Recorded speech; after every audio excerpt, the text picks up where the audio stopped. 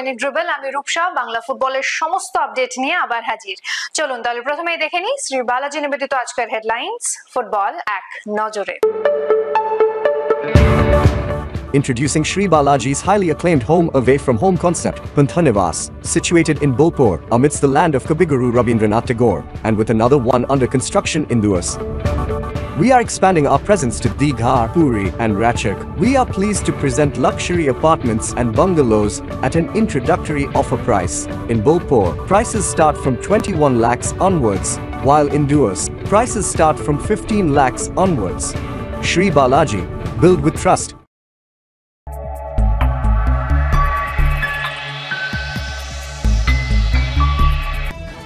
শেষ ম্যাচে ড্র, অপরাজিত গ্রুপ চ্যাম্পিয়ন বাংলা। শেষ ম্যাচে না জিততে পারা আক্ষেপের, বলছেন সঞ্জয়। বাংলার ফুটবলারদের খেলা ভালো লেগেছে, বলছেন ডেনসন। বাংলার ফুটবলের আবার হৃত গৌরব ফিরবে, বলছেন পার্থ। আন্তঃজেলা ফুটবলে জিতল উত্তর 24 পরগনা, ড্র কালিম্পং ও পশ্চিম বর্ধমানের।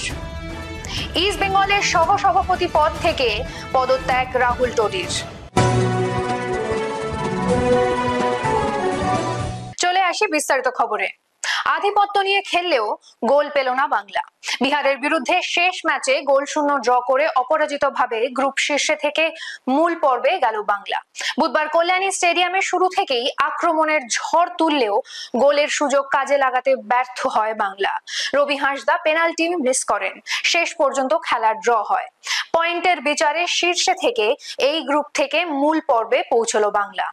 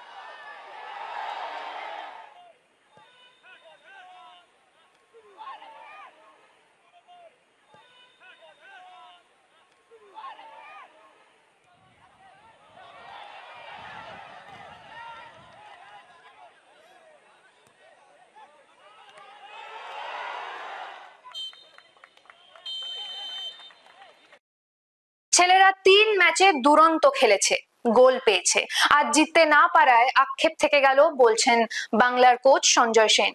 তিনি কি বলছেন শুনে নেব।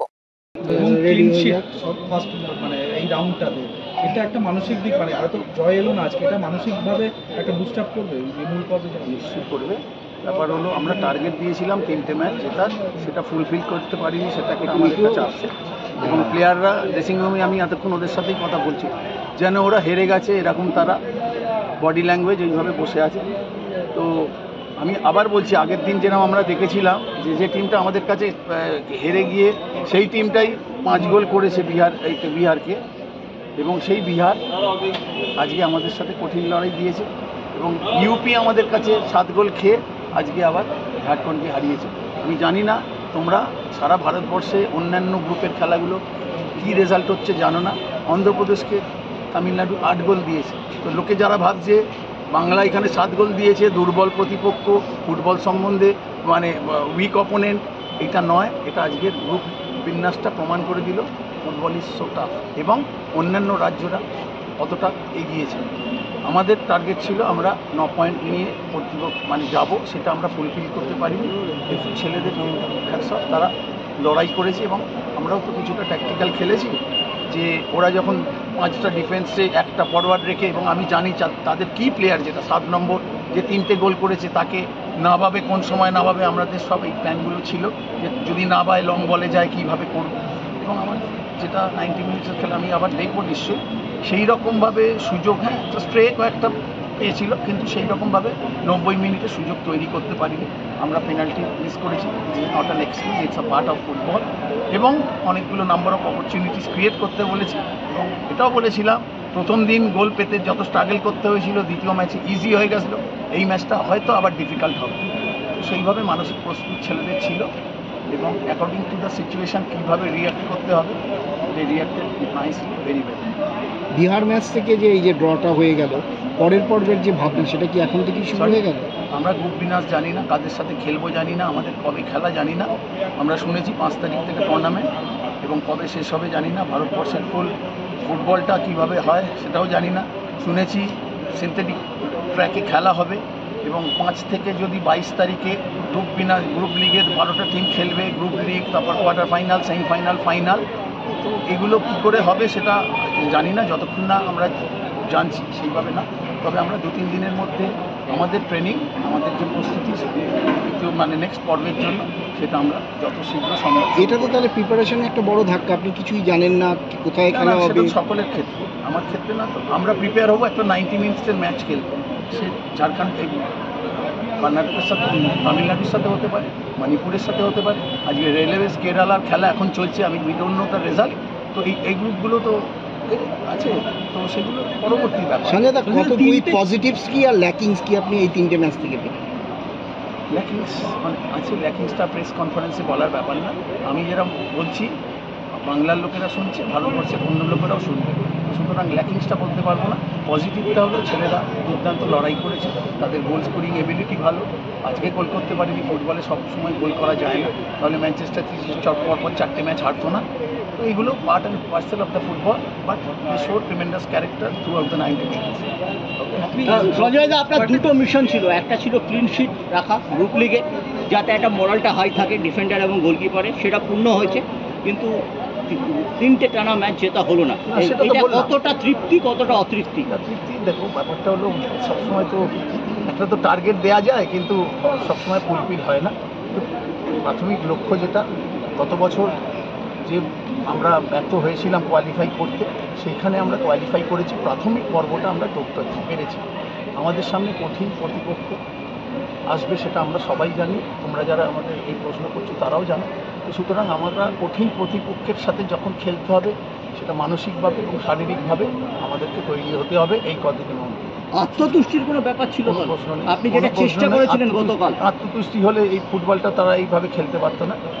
এটা হয় জানলা দিয়ে, ওইখানে আমরা যেখানে থাকি তখন যারা দেখছে যে আজকে যখন ঝাড়খণ্ড হেরে গেল, ঝাড়খণ্ড যদি আজকে জিতে যেত তাহলে আমাদের ছেলেদের কোনো চাপই থাকতো না, তারা জানতো আমরা অলরেডি কোয়ালিফাই করে গেছি। তো সুতরাং যেখানে একটা টিম মরিয়া, যাদেরকে জিততেই হবে টুর্নামেন্টে থাকতে গেলে, এবং আমাদেরকে একটা পয়েন্ট পেতে হবে, তো আমরা তো একটা পয়েন্টের জন্য খেলিনি।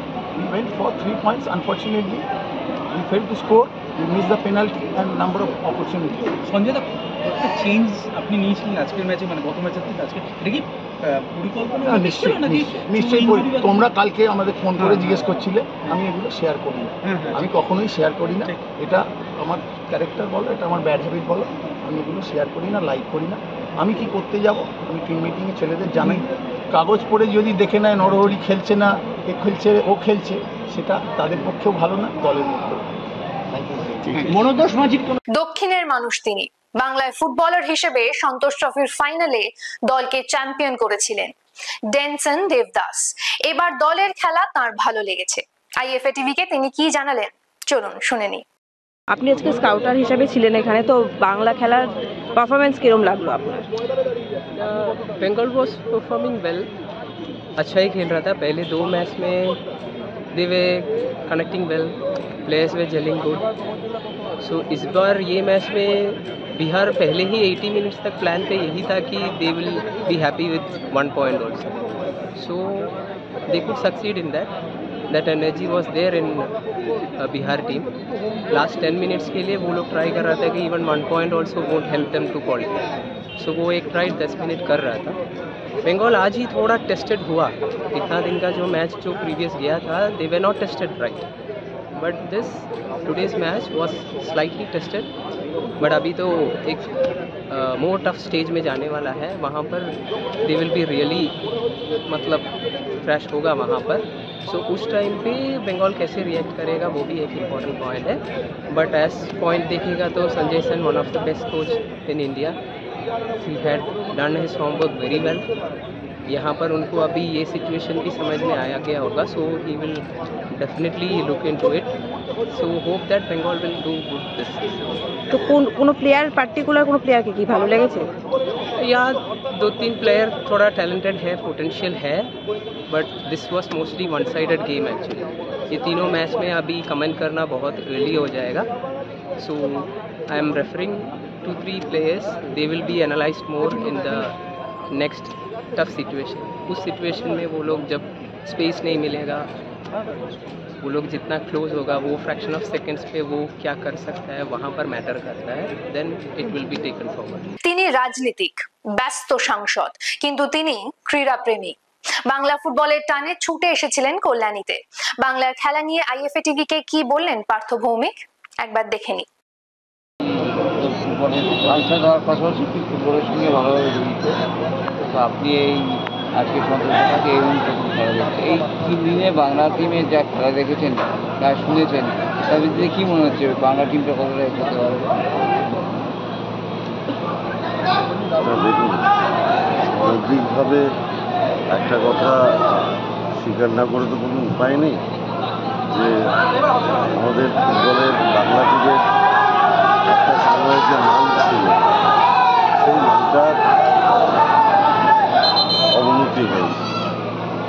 এখন আইএফএর নতুন সচিব হওয়ার পরে অনির্বাণবাবু চেষ্টা করছে বাংলার ঋতগৌরব কী করে ফিরিয়ে আনা। ফুটবলারদের উৎসাহিত করতেই মূলত আমার মাঠে আসে। আমি আশা করব যে বাংলার সেই পুরনো সুদিন, যেখানে বাংলার ফুটবলে বাঙালি প্রচুর ফুটবলার একটা সময় ভারতকে রিপ্রেজেন্ট, সেই দিন আবার ফিরে আসে। চলে আসি পরের খবরে। আন্তঃজেলা অনূর্ধ্ব 14 ফুটবল প্রতিযোগিতায় বুধবার হলদিয়ায় দুর্গাচক স্টেডিয়ামে উত্তর 24 পরগনা 6-0 গোলে বাঁকুড়াকে হারায়। অন্য ম্যাচে জলপাইগুড়ির সাই কমপ্লেক্সে বিশ্ব বাংলা স্টেডিয়ামে কালিম্পং ও পশ্চিম বর্ধমানের খেলাটি 2-2 গোলে অমীমাংসিতভাবে শেষ হয়। সব উত্তরবঙ্গে তো ইয়ে দিয়েছে, খালি ইসে ঢুকে গেছে না, খালি বর্ধমান দক্ষিণবঙ্গে একটা ঢুকছে। বর্ধমান তার মানে এখান থেকে 2টা টিম যাবে না একটা টিম? হ্যাঁ, একটা টিম যাবে। 4টার জন্য খেলা আছে তার মানে।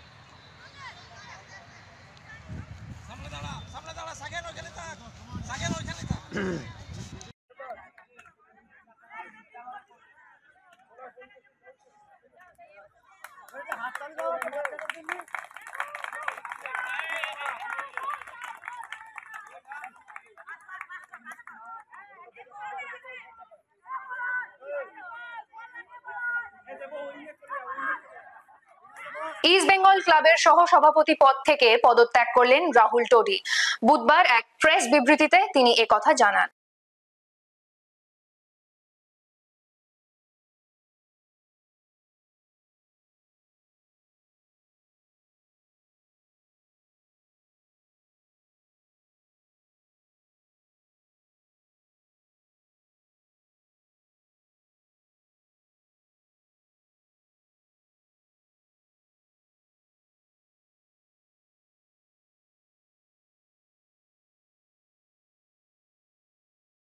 কি সবাই তৈরি তো?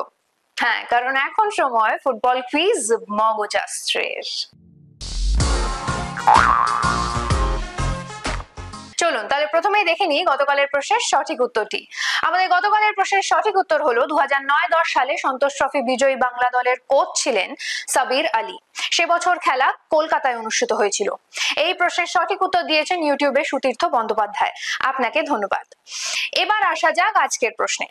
আশা করি সকলেই জানেন শেষবার বাংলা সন্তোষ ট্রফির ফাইনালে উঠেছিল 2021-22 সালে। সেবার ফাইনালে কার বিরুদ্ধে খেলেছিল বলুন তো বাংলা? যদি উত্তরটা জানা থাকে তাহলে একদম দেরি করবেন না, কমেন্ট বক্সে লিখে ফেলুন। আজকের ভিডিওটি যদি ভালো লেগে থাকে তাহলে ভিডিওটিকে শেয়ার করুন এবং আমাদের ফেসবুক পেজটিকে ফলো করুন।